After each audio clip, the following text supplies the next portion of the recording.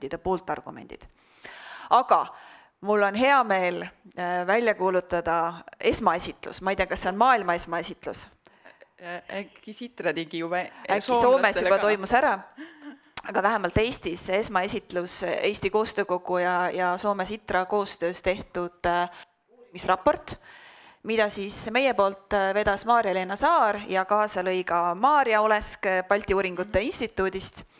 Ja ole hea, Maarja-Leena, räägi meile siis lühidalt, see on üks väga pikk ja põhjalik töö, et kuhu te jõudsite koos Sitraga nüüd Eesti ja Soome praktika võrdlusel? Tänan. Mul on väga-väga hea meel, et saal on rahvast täis ja ma näen iga aasta, et see ring inimesi, kes sellest teemast huvitatud on, laieneb. Ja see ongi kõige olulisem asi, et kui me räägime nendest suurtest numbrite tõusust, mis puudutab algatusi ja allkirju, siis tegelikult ka need eksperdid, kes hakkavad selle õiguse üle mõtlema, ka nende ring laieneb. Nii et see suur töö, mida me nüüd Sitraga oleme ära teinud, on siis lihtsalt üks verstapost ja ma loodan, et see annab just nendele ekspertidele head mõnusat mõtteainet. Seda materjali on tõesti palju, nii et ma jooksen sellest üle, aga ma proovin ära markeerida juba ka täna kõlanud mõtted, millega me saame öelda, et jaa, me nägime seda ka ja tõstan üles mõned küsimused, millega oleks vaja edasi tegeleda. Korraldusliku poole pealt kõigepealt, mis on Eesti Koostöökogu, et see tuleb ikkagi ka üle rääkida, ma usun, et siin saalis tundub, oleme me kõigile tuttavad, aga meil on ka salvestus ja otseülekanne, nii et nendele inimestele, kes ei tea, mis on Koostöökogu, siis ma just osutan tähelepanu Eesti inimarengu aruandele, mis ilmub meie kontorist, ja siis rahvaalgatus.ee ja nüüd ka on tekkinud siis dialoogikursused avalikule sektorile juurde. Et nad kõik on meil ühes suures süsteemis sees ja sellest me saame teinekord täpsemalt rääkida, aga lihtsalt see on meie tegevus, see on see tegevus, mida me katame. Aga raportist. Kõigepealt, mis on Sitra? Samamoodi. Sitra on siis Soome innovatsioonifond ja see on suur organisatsioon, neil on 3 suurt sammast ja üks suur sammas ongi demokraatia arendamine, kus tippspetsialistid siis teevad teadust, aga teevad ka eksperimente, teevad poliitikasoovitusi ja on niimoodi käsipidi selles demokraatia arendamises sees.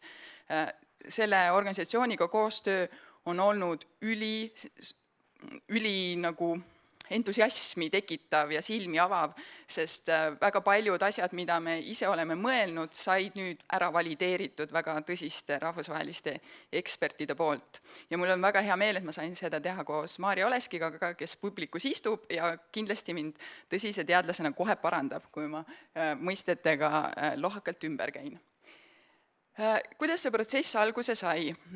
See sai alguse niimoodi, et Sitra tundis meie vastu huvi, sest nemad ju ka proovivad Soome demokraatiat uuendada ja neil on ka selline portaal. Ja oli üks ajaleheartikkel Helsingin Sanomast, kusjuures Soome meedias on tavapärane, et instrumendi üle avaliku arutelu peetakse. Eestis sellist kollektiivsete pöördumiste õiguse teemalisi poliitikakommentaare on keeruline leida, aga seal on see tavapärane. Ja siis ma võtsin nendega ühendust, et äkki me saame kokku ja siis vaatame nagu sügavamalt sinna ju sisse selle portaali mõju sisse või mis nemad üldse arvavad, et kuidas need kollektiivsed pöördumised Soome ühiskonnas toimivad. Meil on üsna palju selliseid kaasuse analüüse teaduses, aga need on meie jaoks natuke liiga pealispindsed, kui me tahame koostöökogus seda õigust ja portaali edasi arendada ja meil tegelikult on oma tööks vaja sellist süvaanalüüsi. Ja meil oleks just vaja süvaanalüüsi kõrgelt digitaliseerunud ühiskonnas selle protsessi mõistmise jaoks.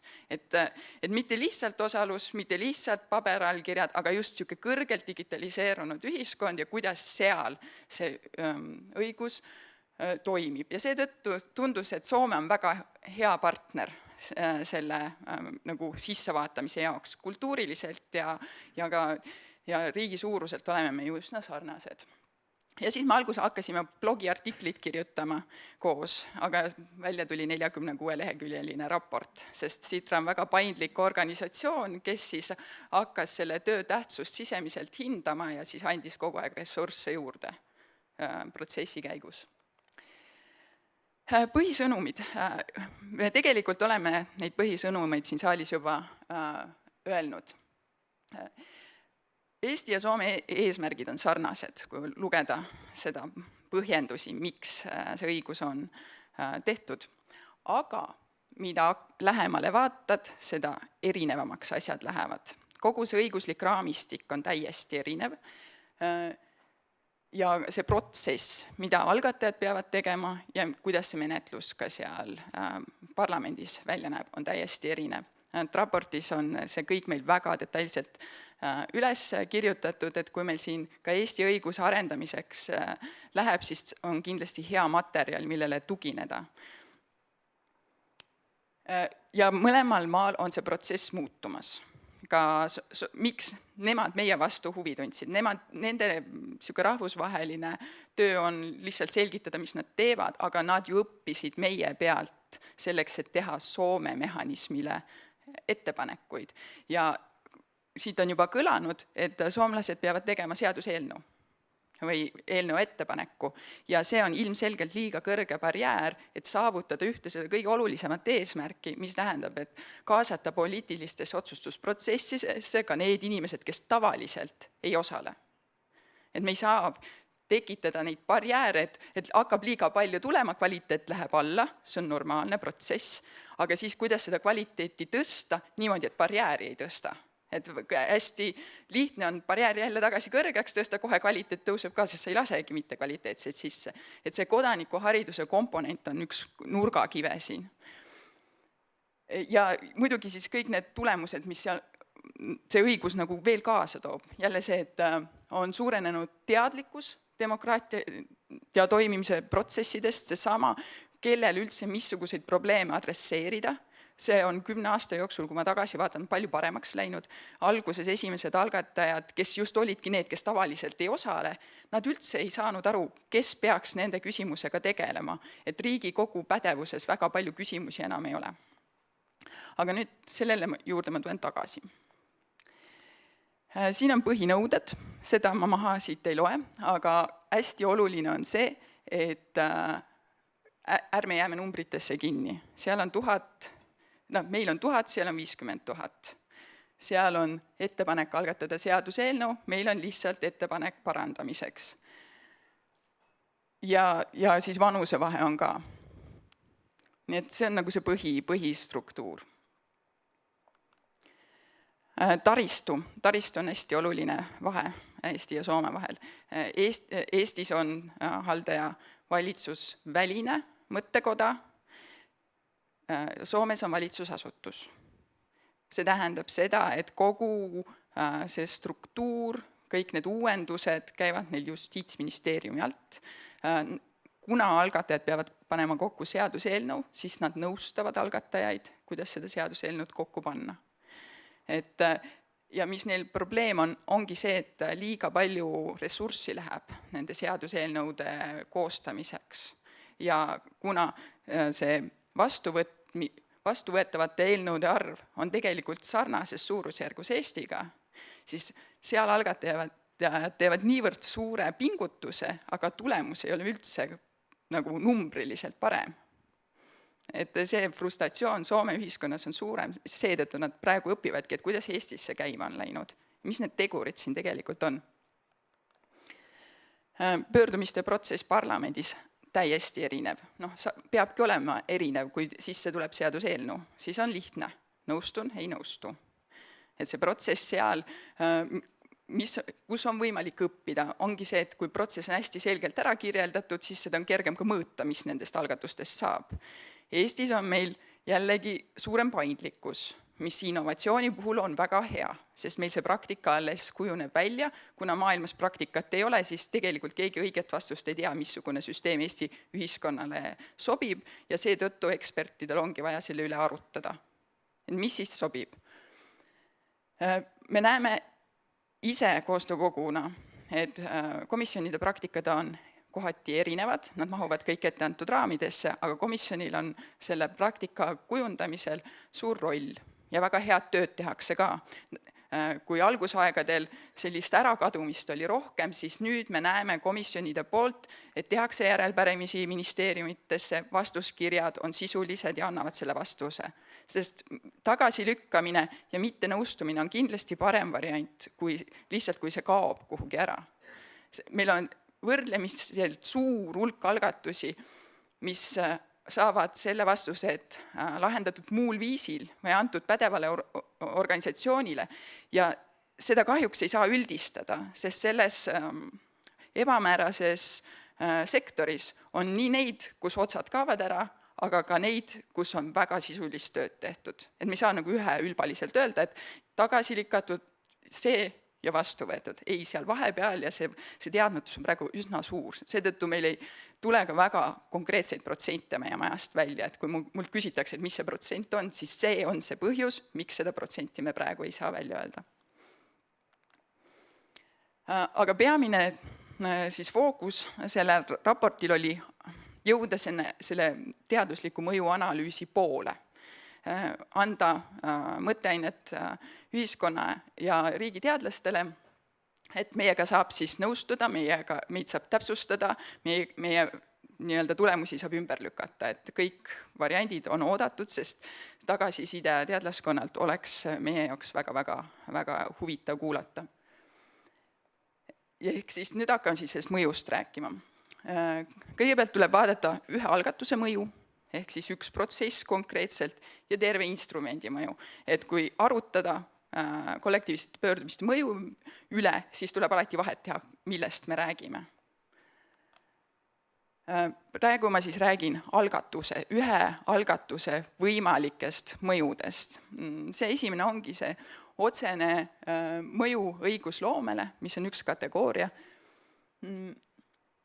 Mõlemas riigis, nagu juba mainitud, ta eriti tihti sinna ei vii, aga siiski näiteid on. Ja kindlasti keeruline on öelda, et mis see otsene mõju siiski on, et kui meil on dokumenteeritud jada näha, siis me saame üsna hästi seda väita, aga sageli võib olla seal vahel näiteks väike paus. Näide, komisjon teeb otsuse, nõustub, saadab ministeeriumisse. Läheb mingisugune aeg mööda ja tuleb ministri määrus.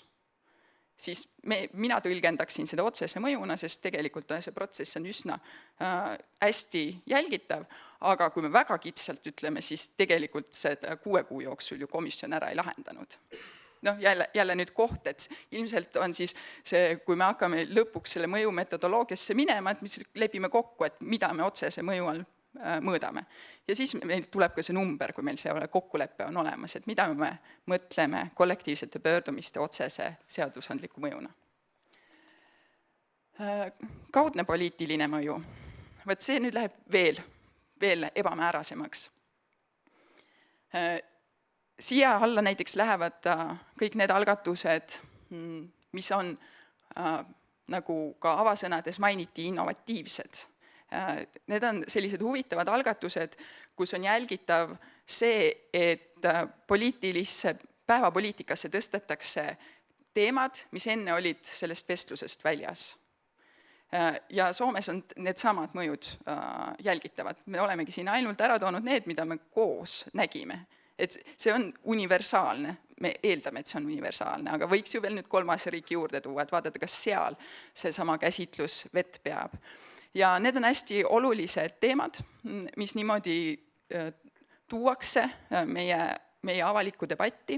Need tavaliselt on professionaalse huvikaitse tõstatatud teemad, tegelevad inimõiguste ja keskkonnateemadega. Et on näha ka neid erinevaid algatuste tüüpe, et me oleme palju rääkinud meeleavaldustest. Soomes me meeleavaldustest ei saa rääkida nendest digitaalsetest meeleavaldustest, sest neil ei ole seda võimalik teha seal. Ja neil on probleem, sest ega need meeleavaldused ju olemata jää. Aga need on kuskil ebaturvalises digitaalses ruumis ja ei anna seda informatsiooni. Pluss on väga ohtlik see, et kui see meeleavaldus läheb väga suureks, siis tegelikult on võimalik, et kogu see info nende inimeste kohta lekib kuhugi, kuhu me ei taha, et ta lekiks, kui see ei ole kontrollitud digitaalne ruum, kui seal ei ole seda vastutavust. Täpselt see infrastruktuuri hoidja, et tal ei ole mingisugust kontrolli. Ja muidugi ka see erinevus, et Soomes on väga palju erinevaid osalusportaale. Et siin eelmises slaidil, seal taristuslaidil oli see üks ekraanilask, seal on neil 7 riiklikku portaali. Eestis on praegu riigi poolt rahastatud ainult 1 ja see on rahvaalgatus.ee. Ja siis muidugi avalik arutelu.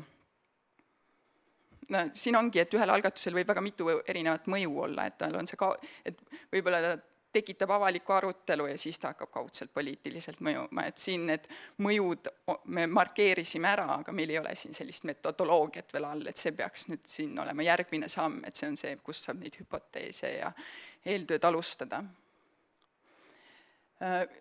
Muidugi väga huvitav oli see ka Eesti puhul, et tavaliselt koalitsioonileppe töö tõukab hästi palju rahvaalgatusi või mõned muud suured protsessid, mis on avalikkuses võib-olla liiga kiiresti lihtsalt tutvustatud ja hakatakse ellu viima, et me näeme, et siin on need esinevad koos. Et kui inimesi või siis huvigruppe ei kaasata, siis see tekitab reaktsiooni ja me näeme neid laineid juba 10-aastases praktikas. Ja tundub, et seal Soome pool on ka nõus, et vastuolulised valitsuse otsused tekitavad palju algatusi. Kui nüüd vaatame seda instrumenti. Rohkemate ühiskonnarühmade kaasamine. Seda oleme me palju käsitlenud täna. Ma tooks välja näiteks ka noored, et kui meil oli suvel noorte kaasamisteemaline arutelu meedias, siis väideti, et noored ei tunne ennast seal portaalis ära, aga sellegipoolest nad kasutavad seda, et ma saan näidata seda statistikat ka.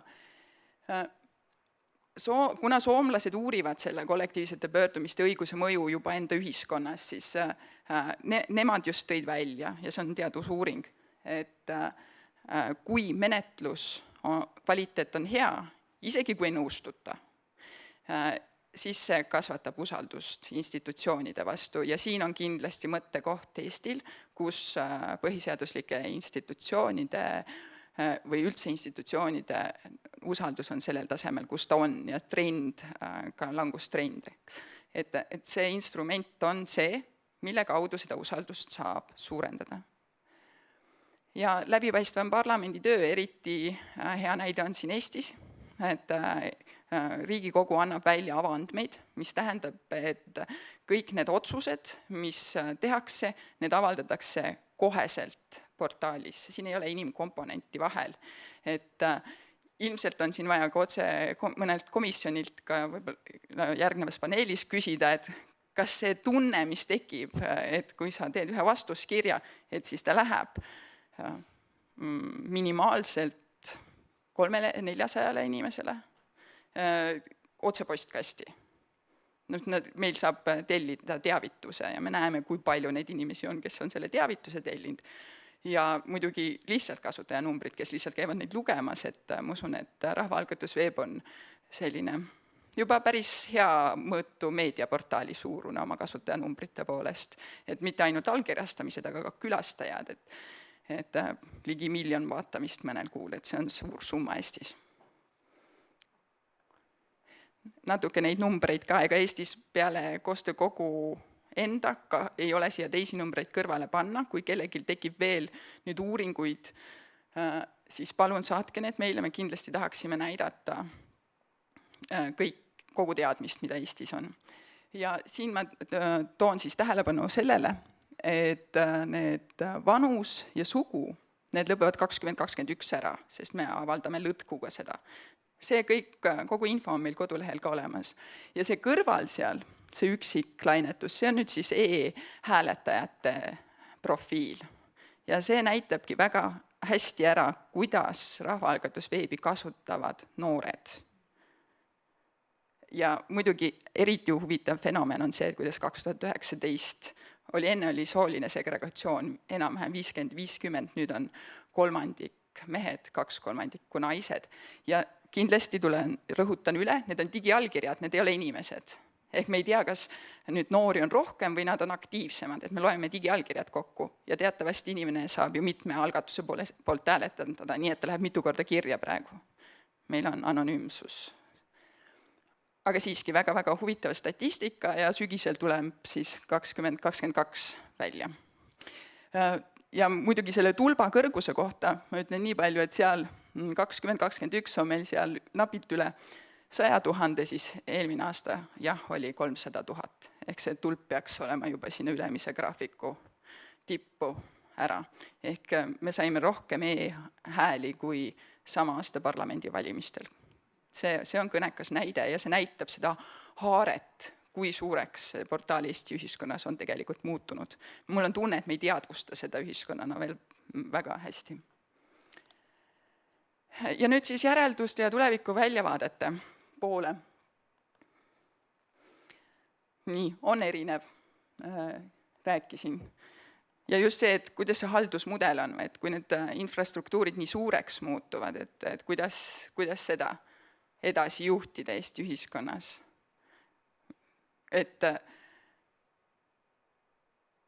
Ja see menetlusprotsessi rõhumine, see usaldusväärsus, et see on hästi oluline, see Riigikogu maine, Riigikogu usaldusväärsus, see tõuseb siis, kui kollektiivsed pöördumised on hästi menetletud. Mõtteainet edasiseks. Jah, kuidas edasi on nagu esimene küsimus. Kui see populaarsus sama hoogsalt kasvab ja meil järjest tekivad algatused, kus on 20 000 häält, 50 000 häält, 75 000 häält, kas siis on meil mingisugune muu protsess, mis võiks käivituda, sest tundub, et siis on tegu teemaga, mis vajaks põhjalikumat käsitlust kui praegune komisjoni protsess. 1000 hääle juures see protsess on väga heas tasakaalus, seda on kõik asjasse pühendunud eksperdid kinnitanud, et see on hea balanss. Et pigem ka see mingisuguse muu lävendi kõrvale toomine, aga mitte seda praegust protsessi puudutada. Ja muidugi ka see, et need algatused ei ole siduvad, et see lahenduste otsimine toimub arutelus, see on ka fundamentaalne komponent ja peaks jääma samaks. Et juhul, kui siis näiteks suuremate häälte arvuga mingisugune protsess käivitub, siis ta võiks tuua kaasa selle laiema arutelu. Nendest miniavalikustest on täna räägitud, see on hea meetod juhul, kui on polariseerivad teemad, seda me teame ka. Aga see, mis Eesti ühiskonnale sobib, see on laiema arutelu küsimus. Ja kuidas üldse siis e-osaluse vahendeid tõenduspõhiselt edasi arendada, et mis meil praegu puudu on, et kui me koostöökogus ka teeme oma tööplaane, taotleme eelarvet, et me saaksime oma tööd teha tõenduspõhiselt. Seesama elanikkonna uuring. Soomlased teavad, mis on valimiste vahelise osaluse protsent. Nad küsivad seda, ta on niisugune sotsioloogiliste uuringute standardosa. See on sarnane valimisaktiivsusega neil. Väga huvitav oleks teada, kas ka Eestis on valimisaktiivsus ja selline osalusprotsent sarnane. Kas see on ka mingisugune universaalne loogika? Ei tea, meil ei ole seda teadust veel. Muidugi siis need mõjuanalüüsid täpselt, et mis on otsene mõju, mis on kaudne mõju, et meil jõuaks ka see poliitikaanalüüs kaugemale kui ainult see, et küsime, et kas seadust muudeti. Jah, aga mõju osas on see keeruline, sellepärast, et kuna meil lähevad ettepanekud, siis seadust isegi ju võib muuta, aga see ei pruugi üldse niimoodi muutuda, nagu algataja soovis. Et siin on neid komponente, kui hakata sügavamale minema palju rohkem. Või siis samas, kui meil on algatus, mis lükati tagasi, aga käivitas avaliku debatti ja 2 aasta pärast on meil selle teemaline ministeerium, et kuidas me seda siis käsitleme. Siis muidugi uurida seoseid, et kui me räägime kvaliteedi tõstmisest, ma olen sellega absoluutselt nõus, kvaliteet on vajalik just selleks, et tekiks see usaldus, tekiks see hea arutelu, et selleks on meil vaja inimestele näidata seda seost. Teil on kvaliteetne algatus, menetlus on kvaliteetne ja sellel on suur mõju. Kui me seda suudame rohkem näidata, siis see positiivne tagasiside ring sulgub. Et seda on vaja lihtsalt näidata, see on see kodanikuhariduse komponent, et ekspertide tasemel näitamisest pole kasu, see peab olema arusaadav kõigile lihtsatele inimestele, kes seal osalevad. Et kuidas seda niimoodi lihtsalt ja ilusti ja selgelt välja näidata, ilma et sisu ära kaoks.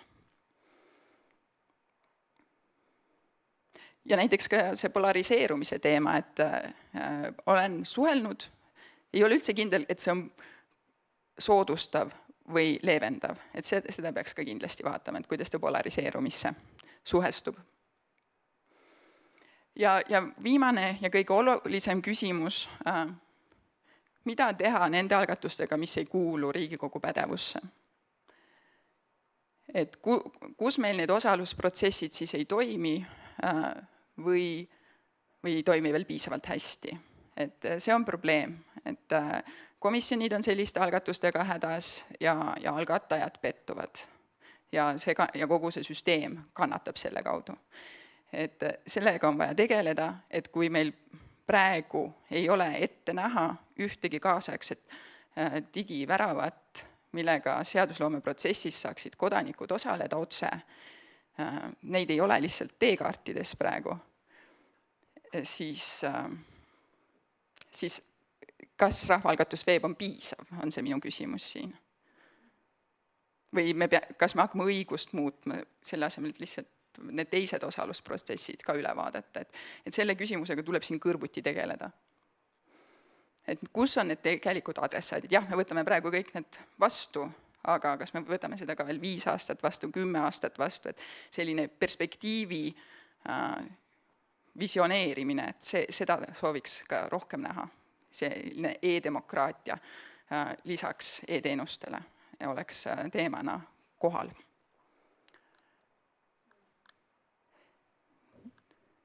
Nii. Tundub, et mu laser ei tööta. Kairi, ole hea, pane mul slaid edasi, ma õnneks jõudsin lõppu.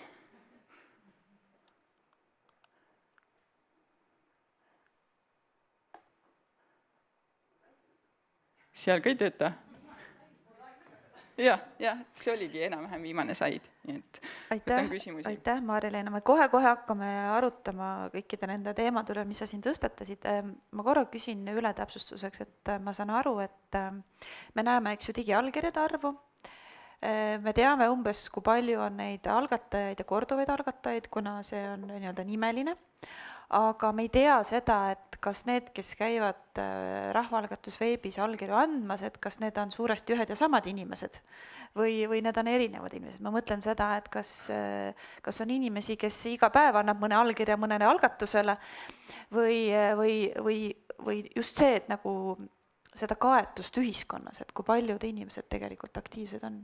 No see ongi see kuldne küsimus ja siin on meie kallitele sotsioloogidele ülesanne see teistpidi teada saada, et Soomes on samamoodi, et nemad teavad neid profiile ja sagedust seetõttu, et sotsioloogilised uuringud toovad neile, et nad kuidagi ei jälita inimesi seal portaalis ja samamoodi ka ei soovi meie seda teha.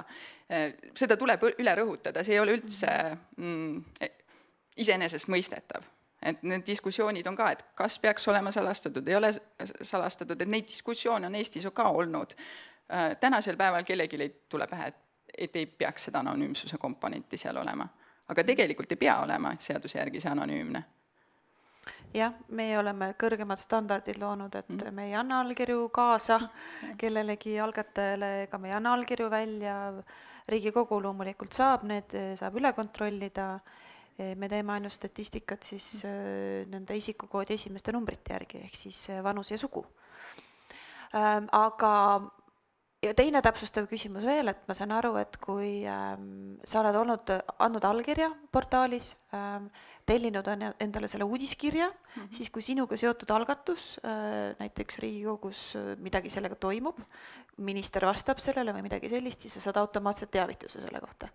Jah, sa pead ise oma e-posti sinna Jah, sa sisestama. pead tellima selle teavituse. Selles mõttes, et meie ei seosta inimesi algatustega, et see peab olema inimese enda tahtel tehtud seos.